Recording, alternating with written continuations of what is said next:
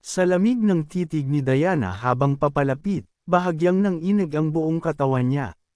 Sa likod ng mga matatalim na matang iyon, tahimik niyang naisip, isa sa mga kapangyarihan ni Diana ay pambihirang obserbasyon, kayang mapansin maging ang pinakamaliliit na pinong buhok sa katawan ng kalaban. Ang mabanat ng ganoon ng pansin ng isang nakatadhanang maging Demon Lord ay tunay na nakaka-overwhelm. Paano ako tutugon ngayon? Sumuong sa isipan ni Adele ang di mabilang na kaisipan. Iniwan siyang lito at di makasiguro sa gagawin. Nagpatuloy ang kanyang pag-iisip, posible kayang siya ang magiging pinakamatinding kaaway. Mas mabuting magdistansya. Bigla, sumiklab mula ulo hanggang paa ang malalim na pulang pamatay na aura, dahilan para kumurap si Diana. Saka kumerba ang labi sa isang banayad at misteryosong ngiti. Sa ngiting may kumpiyansa na iyon, naisip ni Adele, karamihan ay matatakot o magbabante kapag nakaramdam ng ganitong uri ng pamatay na aura, pero ang ganitong katahimikan ay sa malalakas lang. Lumapit si Renee, pinuputol ang tensyon sa hangin, at sabi, Diana, may kinaiinisan ka ba? Sa tanong na ito, lumapit si Diana. Itinuro si Renee at ngumiti. Oo, kasi habang pinapanood ko, lalong kakaiba ang galaw ng espada ni Renee, kaya medyo curious lang ako. Tinitigan siya ni Renee ng may pagdududa, subalit worry may bahid din ng tiwala. Nakita iyon ni Adele at pabulong na inisip, ang dali niyang malinlang. Pagkway hinarap niya si Renee at sinabi, gusto ko ring itanong, paano ipinapatupad ang ganitong uri ng espada? Hawak ang espada, mariing ipinaliwanag ni Renee, una, kailangan mong mahawakan ang sikreto, parang ibinubuhos mo ng lubusan ang enerhiya sa mismong espada. Sunod-sunod na tumango si Adele. Ganoon pala, bulong niya sa sarili. Haha, ang ganitong bagay ay naiisip lang ng mga henyo. Umusad siya at nagpatuloy, kailangan ko pang mag-aral para sa exam, kaya hanggang dito na muna ang laban. Tumango si Renee bilang pagsang-ayon. Oo, gawin natin yan.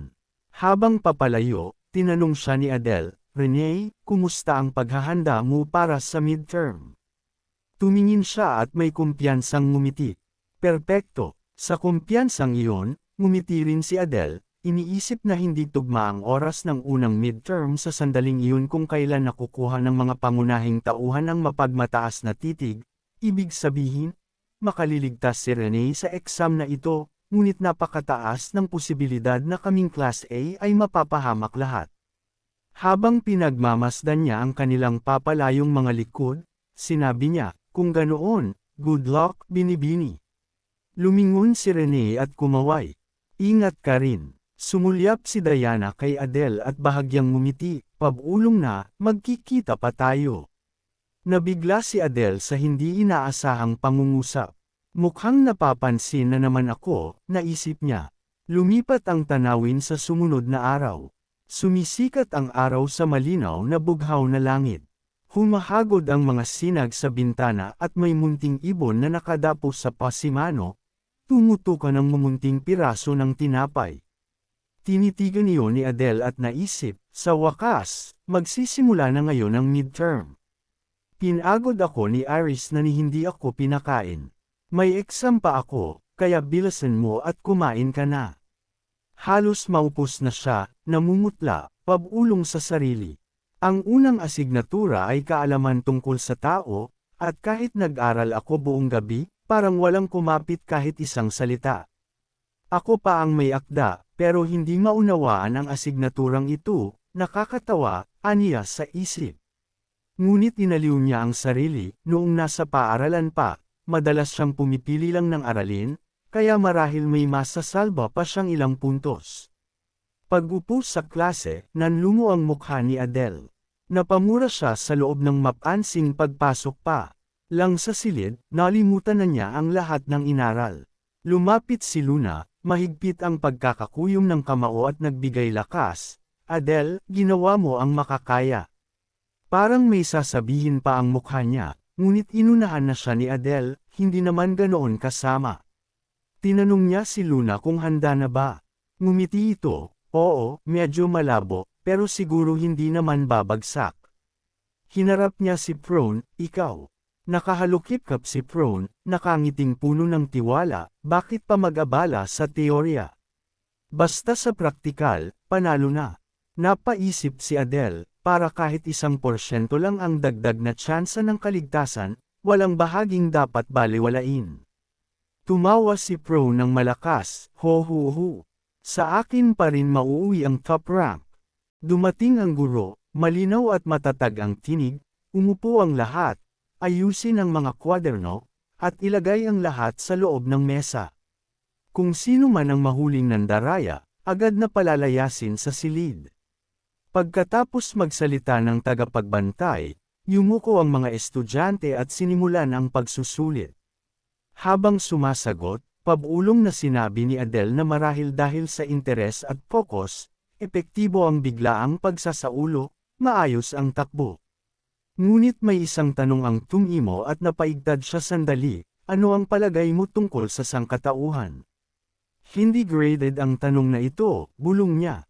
Pero hindi ito multiple choice, sanaysay ito. At higit pa roon, walang puntos. Ano ang ibig sabihin ng magtanong ng opinyon ko sa sangkatauhan? Kung si Adele, na winasak ng tao ang kanyang angkan, malinaw ang sagot. Ngunit dahil ako ang lumikha ng tao at ng mga maharlika, ako ang ama nila, paano ko isusulat ang tamang sagot? Bagaman balisa, alam niya ang nais marinig ni Saitan. Matapos mag-isip, nagsulat siya ng 2 salita sa papel, kaaway. Lumipas ang 45 minuto. Tapos na ang oras. Ibigay ang mga papel, anunsyo ng tagapagbantay. Ang 2 oras ay pagsusulit sa kasanayan sa sandata. Lumipat ang eksena sa training ground.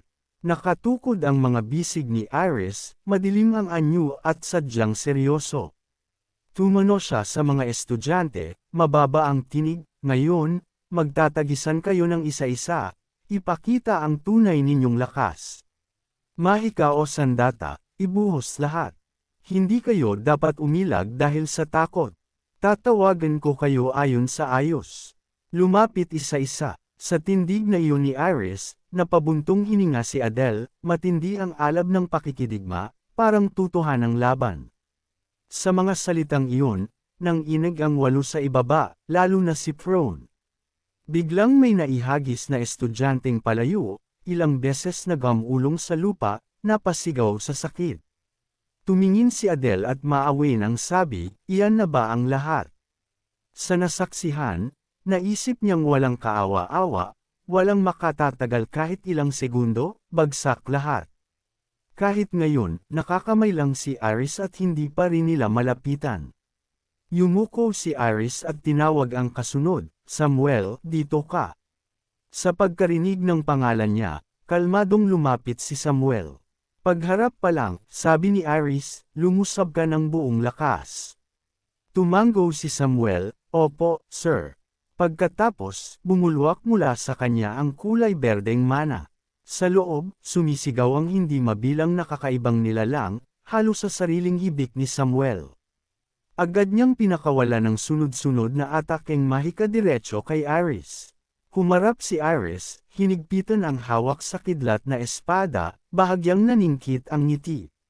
Ngayon, kailangan ko nang gumamit ng kaunting lakas. Seryoso akong tutugan. Nagliyab ang mapulang mana mula sa katawan ni Iris, binalot ang espada at pinakintab itong pula. Sa nakita, pasigaw na bulalas ni Adele sa isip, iba ang teknik ng espada kaysa kay Prone, ang pulang kulay ay dapat apoy. Sa gitna ng sagupaan, ilang ulit lang pinalo ni Iris at agad napilas ang mga atake ni Samuel. Nang madaling maputol ang kanyang mga tira, napakuyom ang bagang ni Samuel. Lintik, bulong niya, ang lakas, tunay na Templaris. Kahit ginamit na niya ang teknik na iyon, nanatiling matatag at di natinag ang kalaban. Ngunit pinisil niya ang mga kamao, tumangala, at malakas na sumigaw. Sumabog mula sa buong katawan ang di mabilang na agos ng madilim na mana at binalot siya. Sa nakita, kumuyam din ang baga ni Iris, tumigas ang muscle sa mukha, at nagsalita, ayos lang na ibalik mo ang nauna mong anyo. Ngunit sa isang biglang paglusog, ang mga kakaibang halimaw na binuo ni Samuel ay napire-piraso agad ni Iris. Sumadyat sa siya paaban, itinapat ang talam sa harap ni Samuel at napaigtad ito. Bago pa makabawi si Samuel, piniga ni Iris ang kabilang kamao at isang tuwirang suntok ang lumubog sa dibdib. Napasigaw sa sakit si Samuel. Lumuhod, yakap ang tiyan, nanginginig ang buong katawan, hirap makapagsalita, nagliwanag ang lalamunan sa ubo. Malamig na tanong ni Iris, handa ka pa bang magpatuloy? Bahagyang iniangat ni Samuel ang nanginginig na kamay, kumakapit sa kirot. Mula sa likod, isang demonyong nilikha ng mana ang ibinuka ang bibig at sumalakay kay Iris. Nang matanto ni Iris, tumuklo iyon sa balikat niya, amwaysak ang ilang patak ng dugo. Ngunit tila walang naging bisa. Hinawakan niya ito at bahagyang hinayla, agad na punit sa dalawa ang halimaw, nanlamig ang ekspresyon. Madali nang nasusugatan ang balikat ko nitong mga araw, ano? Isang di inaasahang balikwas, matalinong pas siya. Sa sandaling iyon, hingal na hingal si Samuel at makalipas ang ilang segundo, bumagsak na pahiga sa lupa. Sa nakita, tumalikod si Iris at utos, bilasan, ilabas si Samuel sa silid ng pagsusulit. Tumingin siya sa pangkat ng mga estudyante, matalim ang tinig, kasunod, dito. Sobrang bagsik ng kanyang tingin nang diretso niyang titigan si Adele at tawagin, umakyat ka rito, Adele. Pagkapasok pa lang niya sa harapan, bumulwak mula kay Iris ang madilim na pulang pamatay na aura, sumikil sa buong espasyo at nagpayanig ng nerbiyos sa lahat. Tinitigan siya nito ng diretsyo, mababa at malalim ang tinig habang sinusukat siya. Pabulong na inisip ni Adele, tunay na nakakatindig balahibo ang aurang iyon. Kahit hindi siya patayin, malinaw na balak ng guro na kumuha ng isang braso o binti. Itinutok ni Iris ang espada at malinaw na winika, ibigay mo ang lahat. Kaagad na tugon ni Adele, sandali lang po. Kumunot ang noo ni Iris. Kainahinala, ano pa ang kailangan mong ihanda? Ngumiti nang may kumpiyansa si Adele. May gusto lang akong makita. Mas lalong nagigting ang kilay ni Iris, lakas loob ang kahilingan ng isang sinusuri. Anong gusto mong ipakita ko? Matatag na sabi ni Adele, gusto kong makita mong baluti ng espada aura ang talam. Malamig ang paliwanag ni Iris mula sa simula, ang espada aura ay hindi ginagaya lang sa panunood. Dapat mo talaga itong maunawaan. Itinaas ni Adele ang kamay at iginiit, kung ipapakita mo ng minsan, naniniwala akong mararamdaman ko ito. Sa pagkamanghang may inis, hinigpitan ni Iris ang dalawang kamay sa puluhan ng espada. Matapang ka, sige, ipapakita ko, tingnan mong mabuti. Pagkasabi niya, rumagasa ang napakaraming mana mula sa espada, nag-ipon sa talim at nagningning sa malabugang pula. Pinagmamasdan iyon ni Adele at inisip, sa kisap mata, kumapal ang pulang mana at binalot ang buong talim, kahanga-hanga. Nakikita mo ba kung kaya mo to? Yuzisa ni Iris. Pinisil ni Adele ang kamao, puno ng determinasyon ang mga mata. Salamat sa ipinakita. Ngumiti siya, hindi ito natututunan sa utak lang. Some argo naman mula sa katawan ni Adele ang malalaking alon ng kulay lilang mana, hamugos papunta sa hawak niyang talam. Bahagyang dumilim ang mukha ni Iris. Aminado akong may talento ka, pero ang alon ng espada enerhiya mo ay tatagal lang ng 5 segundo bago maglaho. Napakurap si Adele. Medyo mabigat pa para sa akin, 5 segundo lang. Pero sulit subukan. Muling binalot niya ng enerhiya ang talam, tumitig kay Iris at ngumiti. Simulan na natin. Kung gayon, sugod, masayang sagot ni Iris. Sa ibaba ng entablado, ginagamot ni Luna ang sugatang si Samuel. Napatingala ito kay Adele, kung gagalaw siya ng ganyan. Balik sa entablado, kamakalabog ang hangin sa salpukan ng espada enerhiya, kumikidlat ang paligid sa ligalig. Umatras si Adele, nagbaba ng tindig, at muling lumusab kay Iris sa sunod-sunod na atake. Sumilay ang tiyak ng ngiti sa labi niya, Sumaksak siya ng tuwiran, ngunit madaling naisalag ni Iris ang talam. Sumalpok ang mga bakal, lumipad ang mga tilamsik. Binabalutan mo lang ng enerhiya ang espada tuwing iwinawasiwas mo, ani Iris, may ngiting malamig. Para akong nanunood ng palabas. Salamat sa papuri, banayad na tugon ni Adele, pero agad samagasa ang malakas na paghampas ni Iris at napaatras siya ng ilang hakbang. Habang nakabitin pa sa ere ang katawan, agad niyang ginamit ang kapalit posisyon, ang target ngayon, ang espada ni Iris. Sa iglap, sumulpat siya mismo sa harapan ng guro, ang talam na nababalutan ng aura ay nakatutok sa mukha nito. Mabilis na yumigtad si Iris pabalik at naiwas-siwas ang paa, pinatalsik si Adele ng ilang metro. Binitiwan ng guro ang espada, bulong ni Adele sa sarili. Kagyat niyang pinakawala ng teknik na tatluhang madilim na pangil, tatlong talam mana ang umikot sa paligid niya, kumikislap sa pamatay na hangarin. Sa utos niya, bumulusok ang mga iyon kay Iris, ngunit walang tinamaan. Yumanhil si Iris, nakakainis. Naglatag siya ng depensang bilog at hinarang ang tatlong sibat ng mana. Sa bigat ng katawan na yan, hindi ka panipaniwala ang bilis, tapos may kalasag pa, isip ni Adele. Halimaw talaga. Pagkabigkas niyon sa isipan, sinipmura ni Iris ang kamao at tinaas ang kabilang kamay, tatangkang dakmi ng ulo ni Adele. Nang halos sumayad ang kamao sa mukha niya, pasigaw si Adele, sumusuko ako. Napatigil si Iris, naguluhan. Ano raw? Pabularlas niyang sigaw, sinabi ko na, bawal tumakbo. Kalma ang paliwanag ni Adele, napinsala na ang dalawang braso niya sa pagsalag at ubos na ang mana, hindi na siya makakapagpatuloy. Marahan niyang itinabi ang kamao ni Iris, sa isip niya, walang saysay ang masugitan bago pa ang praktikal na pagsusulit. At saka, isinuko niya rin para buwisin ang pasensya ng guro. Mariing tumalikod si Iris, nakapatong ang mga kamay sa baywang. Sige, bumalik ka na sa upuan mo. Maraming salamat sa pag-unawa, nakangiting sagot ni Adele. Tumigil ka sa kabulaanan, senggal ni Iris. Kasunod, habang bumababa si Adele, umuugong ang bulungan sa ibaba. Nakikipagsabuatan ang class monitor sa taga-suri, tapos na yan. Kahit half-demon, class monitor pa rin yan. Eksaktong tulad ng inaasahan ni Adele, napangiti siya sa loob.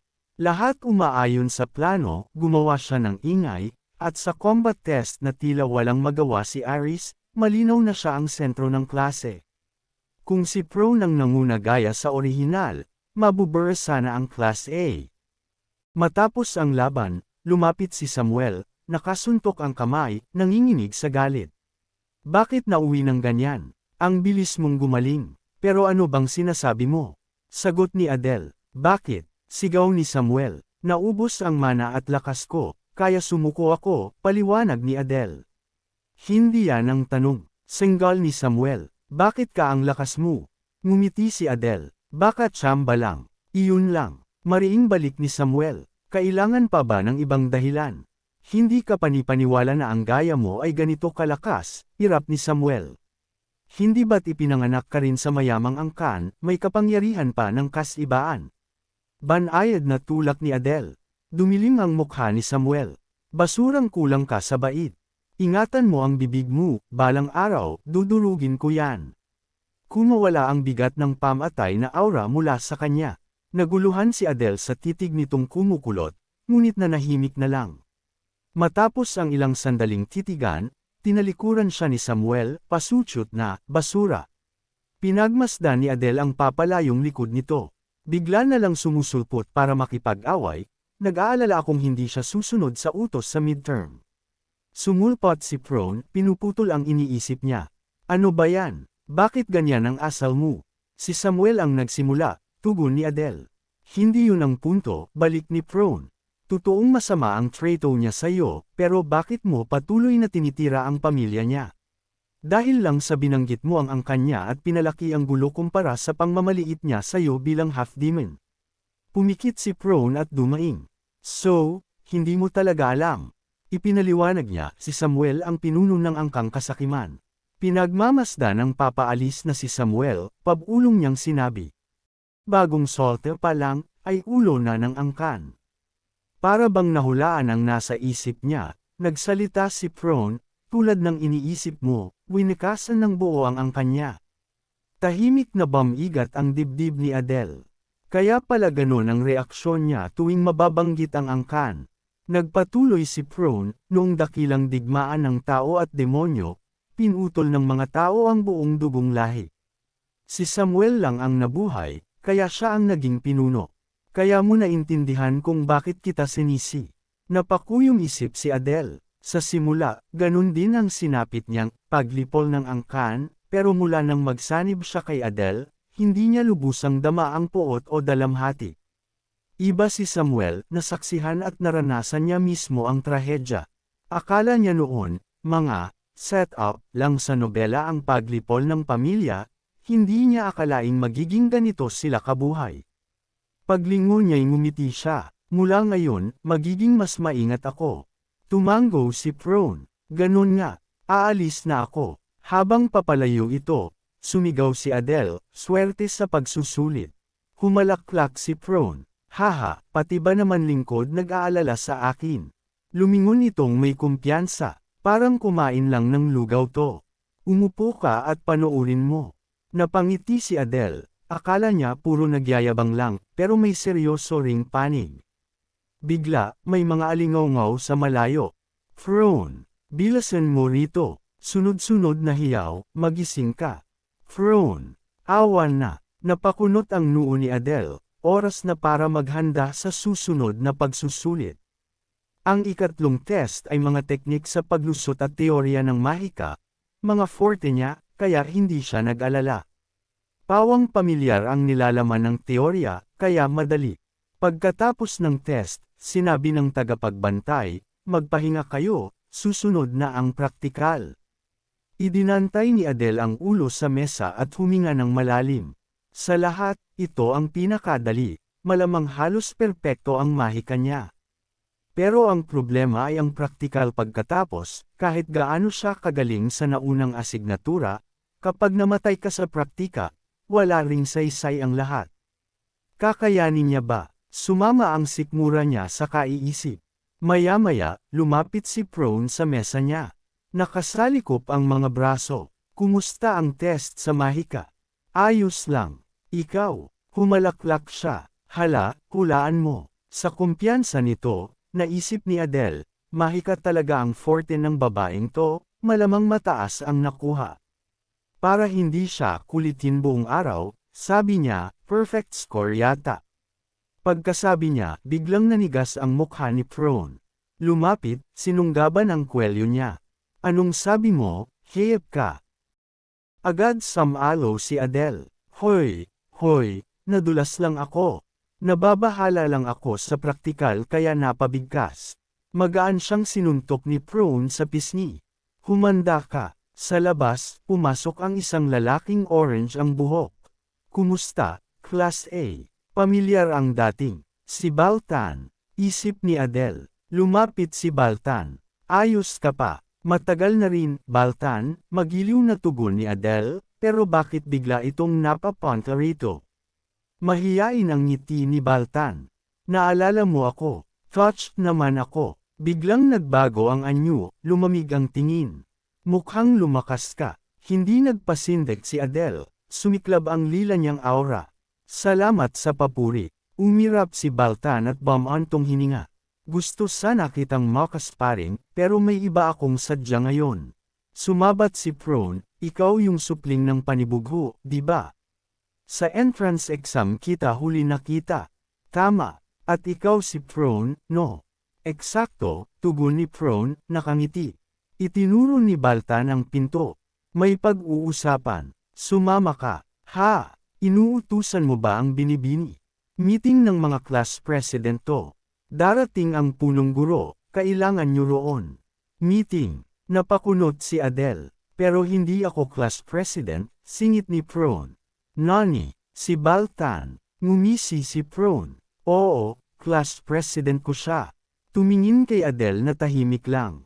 Napatdas si Baltan, saka biglang natuwa. Ikaw pala, spar tayo ngayon na. Libre ka, may pulong tayong a-attendan, iwas ni Adele. Mauna ka na, bahagyang nena si Baltan. Sige, at kay Prone, sumama ka rin. Natural, ako ang master, ng class president, ani Prone, nakangiwi. Ang saya niyo ha, tawa ni Baltan. Tara na, sa pasilyo, nagtanong si Adele, bakit may pulong? Sisaklo ng teritoryo para sa midterm. Yung pagsalakay sa daigdig ng tao, alam nyo na yan, di ba? Ibig sabihin, hahatiin kung anong lugar aatakihin ng bawat klase, sagot ni Adele mula sa hulihan. Talas ng ulo, puri ni Baltan. Kaya ka siguro naging class president, mas maigi pa sa ibang ubing-ubing utak. Itinulak niya ang pinto. Nandoon sina Rene, Diana, at iba pang class president, si Gear ng class D, si Aaron ng class B, si Baltan ang class E. Kumpleto na, punong guro, sabi ni Baltan. Pasok, class president ng class A, Adele, wika ng punong guro. Napatingin si Rene, nagulat na si Adele pala ang class president. Naasar si Aaron. Ano, siya ang class president. Umismid si Gear at nanahimik. Lumapit si Adele, nakangiting magalang. Salamat po sa pag-anyaya. Tinuksong pabulong ni Diana si Rene, ang tapang ng defender mo. Namula si Rene at hindi sumagot. Hindi ko pala na ipaalam sa kanya, isip ni Adele. Ang hirap ipaliwanag nito mamaya. Kung kumpleto na, umupo na, anunsyo ng punong guro. Ngunit sumulong si Gear, sinipat si Adele, at nangutya, nakakatawa. Half-demon na class president. Sinulyapan si Prone, at yang hanggal sa likod, dating upuan ng 7 kasalanan, naalis pa sa pwesto. Kahit si Cerberus mapapangisi. Tama di ba? Sumang-ayon si Aaron mula sa mesa. Haha, sakto. Nanginginig sa inis si Prone pero nanahimik. Nanatiling kalmado si Adele, bagamat kumikirot ang isip, anong klaseng hangin to? Hindi pulong to, patibong.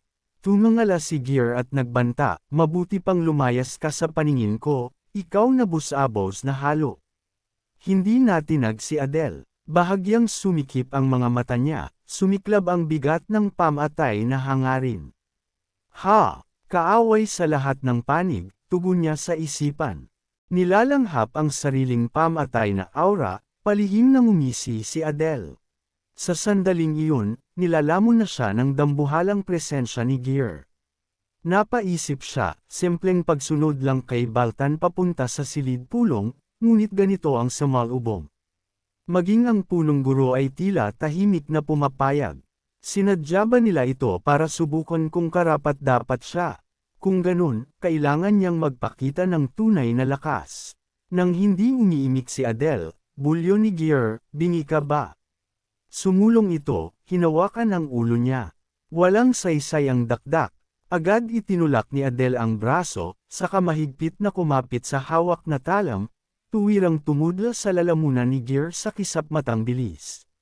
Nasagi iyon ni Gear gamit ang inenhancing lakas ng katawan, ngunit sa sandaling iyon, naglitawan sa hangin ang di mabilang na talam na nilikha ng itim na mahika, handang bumuwal mula sa itaas. Kumulo ang dugo ni Gear, umumbok ang mga ugat sa sentido. Hinayupak na kalahating demonyo, at sunod-sunod na bagtong suntok ang pinakawalan upang salubungin ang rumaragasang mga talam. Pagkapigil, hindi na nagbigay ng puwang si Adele, sumargo siyang muli sa malapitan. Babaklian ko ang bungo mo. Senggal ni Gear, sabay kuyom ng kamao at bigwas na pa ng hilam na lakas tuwid kay Adele. Hindi nagpahuli si Adele, mahigpit ang hawak sa talam, bumulwak ang dilim na aura at binalot ang espasyo. Isang hagod pa lang, nagilatay na ang hiwa sa bisig ni Gear, ikinasindak nito. Namuwala ng daing si Gear at tinakpan ang sugat. Mula sa gilid, naisip ni Rene, sword, ha? Muling sumubsob si Adele, sinunggaban ang galit na mukha ni Gear, diniiniyon at itinuwid ang talam patungo sa bumbunan. Nang ilang dangkal na lang sa mata ni Gear ang talam, sumabat ang punong guro sa likuran, tama na. Hinto na at bumalik sa kani-kanyang upuan. Para itong lubod ng kaligtasan sa nanginginig na si Gear. Agad binaba ni Adele ang armas at nagniting mahinahon. Kuntento na po ba? Bumagsak si Gear sa sahig, hindi makapagsalita. Ngumiti ang punong guro, sapat na iyan. At iniutos kay Adele na umupo sa tabi ni Aaron. Opo, tugon niya. Si Gear, nakamasid sa sariling sugat, ay napamura sa isip. Lintik. Sa labas ng ring, napabulala si Baltan. Oy, mas malakas pala kaysa inaakala ko. Si Prone, nakangising sabik, haha, tunay na alipin ko. Si Rene na may tuliro, panibagong kasanayang hindi niya alam. Malamig na komento ni Diana, kahanga-hanga. Gaya ng inaasahan sa tagapagtanggol ni Rene. Nang makaupo ang lahat, nagsalita ang punong guro, sige, simulan na natin. Iisa lang ang dahilan kaya ko kayo pinatawag, ay lalaan ko ang mga sonang aatakehin ng bawat pinuno ng klase para sa praktikal na pagsubok sa mundo ng tao. Sumagot si Adele, may ideya na ako, pero gusto kong marinig ang eksaktong paghahati. Pinaikot ng punong guro ang isang kubikong orb at ngumiti. Mas mabuting makita kaysa marinig. Mula roon, sumambulat ang isang napakalaking mapa sa ere. Star Map. Uses ni Rene. Tama, pero alam nyo namang hindi ito karaniwang mapa, sagot ng punong guro. Ani Adele, ito ang mapa ng kontinente ng mundo ng tao. Tawa ng punong guro, aha, oo. Sa totoo lang, gusto kong dito umatake ang Class A, pero mukhang minaliit ko ang class leader. Tinitigan ni Adele ang markang lokasyon. Ang Royal Academy yun, bulong niya sa sarili. Nagpatuloy ang punong guro. Kaya napagpasyahan kong bigyan kayo ng mas mahirap na misyon. Kumislot ang labi ni Adele, ang paglusob sa Royal Academy pa lang ang pinakamapanganib, may mas hihigit pa ba roon? May ulat ang isa nating especially iya, isa sa mga unang taong klase ng tao ay magkaklase sa labas upang salakayin ang isang lihim na puok, paliwanag ng punong guro. Naintindihan ni Adele, layong klase, malayo sa paaralan, tila mas madaling target. Hindi ba mas mainam na lungsod ang lusubin kaysa Royal Academy? Dagdag ng punong guro, biglang tumindig si Prone, kumuyam ang kamao. Tama, anong silbi ng mga musmos? Dapat kabisera ang atakihin ng Class A. Napailing si Adele. Sa isip niya, hindi pa tumatama ang tiyempo ng especially iya, lagpas na sa mga sugo ng 7 kasalanan. Ang lakas ng grupo ng mga pangunahing tauhan, lilito ang tunay na anyo nila sa interclub matapos ang midterms. At sa klaseng itatalaga sa kanila, may kasapi roon ng protagonistang pangkat. Kapag sumiklab ang laban, bukod kina Baltan at Diana, malalagas ang iba. Ang sonang dapat puntahan ng klase natin ay, simulang sabi ni Prone. Agad siyang pinutol ni Adele. Atakihin natin ang isa sa unang taong klase ng Royal Academy. Kalokohan yan, sigaw ni Prone. Sa kabisera tayo, umismid si Gear. Mahihinang kalahating demonyo, kaunti pa lang, umatras na. Nanlamig ang tingin ni Adele. Dapat tinanggalan ka na ng isang mata kanina. Baka ngayon hindi ka na makatingin. Bulyo ni Gear, tumindig. Hayop ka. Bago tuluyang sumabog ang sitwasyon, pumagitna ang punong guro at tumingin kay Adele. Bakit ka pumili ng madaling, Sona? Akala ko kabisera ang papanoorin mo. Tahimik na umikot sa isip ni Adele, hindi alam ng mga ito, pero iyon ang klase ng isa sa mga pangunahing tauhan, pinakamapanganib na kalaban. Gayunman, kailangan niyang tanggapin ang peligro dahil may spirit medicine, doon, karaniwang iinuman ng kasama ng bida, ngunit kailangan niya itong maaga. Dahil sa espesyal kong kakayahan, sagot niya. Kumurap ang punong guro. Espesyal na kakayahan, ha? Tama, sanay ako sa pagpaslang. Walang saysay mag-eskandalo sa mataong lungsod. Sa kabisera, siksikan ang mga lugar.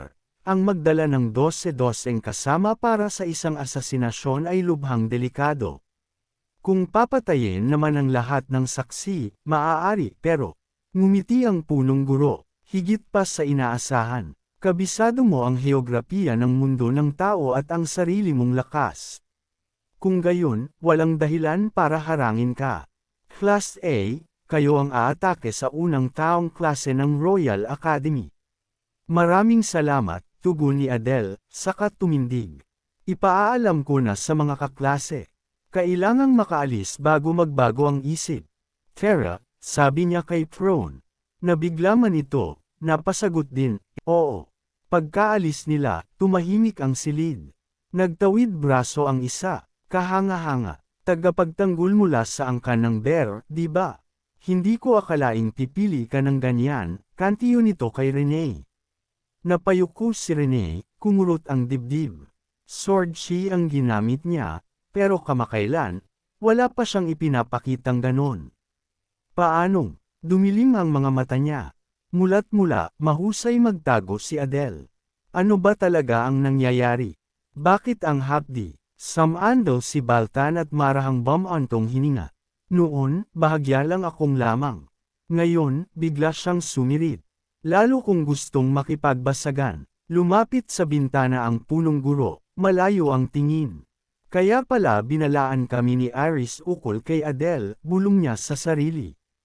Tinalo niya ang supling ng 7 kasalanan para ailatag ang lakas. Pinili ang mas mahirap na sona ngunit sobrang maingat. Husay at bait, pambihira. Huwag dapat patayin. Kung magagabayan, maaari siyang maging totoong hunting dog gaya ng mga mula sa angkang arson. Ngunit kung hindi siya masusupol, iisa ang natitira, gaya ng ginawa sa 6 na angkan ng tao. Sa pasilyo, pabulong na sinabi ni Adele, sa wakas, bukas na ang tunay na praktikal. Kailangan ng lubos na paghahanda. Lumipat ang tagpo kinabukasan sa isang malaking bulwagan. Nakasuot ng panglaban si Adele at ang iba pang mga mag-aaral habang pumapasok. 2 lalaki sa likuran ang nag-usap kung papatayin ba ng klase nila ang bayani ng tao. Ang angkan ko ang target nila. Nakakapanabik, sabi ng isa. Kumuyam ng kamao ang katabi at itinaas iyon, buo ang determinasyon. Ipakita natin sa mga mababang uri ang lakas ng Class A. Sa nakikitang kumpiyansa ng lahat, inisip ni Adele na nakapagpadala sila ng maling impormasyon, nasasalakay nila ang dormitoryo ng mga 3rd year. Kaya't magmamadali ang mga instructor ng Imperial Academy papunta roon. Iisa lamang ang instructor na sasama sa 1st year na lalabas. Kung tama ang hula niya, 5 bilog ang lakas ng instructor na iyon. Ang layunin ko ay hanapin at patayin siya, bulong niya sa sarili. Mahirap na ang harapin ang mga kakampi ng pangunahing tauhan, kaya't dapat unahin ang instructor. Pagkatapos, kailangan niyang maagaw ang espiritong eliksir mula sa lihim na himpilan. Nang ganap nang nagtipon ang lahat, tumingin si Iris at nagsalita, magbibigay ng talumpati ang punong guro. Manahimik ang lahat, dahan-daang lumapit mula sa likuran ng punong guro, tumingin sa ibaba, at malinaw na wika, mga estudyante, formal nang nagsimula ang digmaan. Haharapin ninyo ang mga sibilyang pumaslang sa inyong mga magulang, kapatid, at kaibigan sa mga buhay na naglahong kasama ng Saitan. Walang makakatakas sa hapding iyon. Nasaksihan ninyong lahat ang pagguho ng mga bigkis at ang nagawa nyo lamang ay yakapin ang bangkay ng pamilya at umatungal sa dalamhati. Maging ang ating mga labi ay nilapastangan ng mga duwag at kasuklam-suklam. Ngayon, tayo naman ang mangangaso sa mga tao. Sa maalab na pahayag ng punong guro, sabay-sabay na sumigaw ang mga estudyante upang itaas ang moral. Parang pagkabaliw, naisip ni Adele habang tinitingnan ang eksena, itinulak ng talumpati ang sigla ng lahat sa rurok.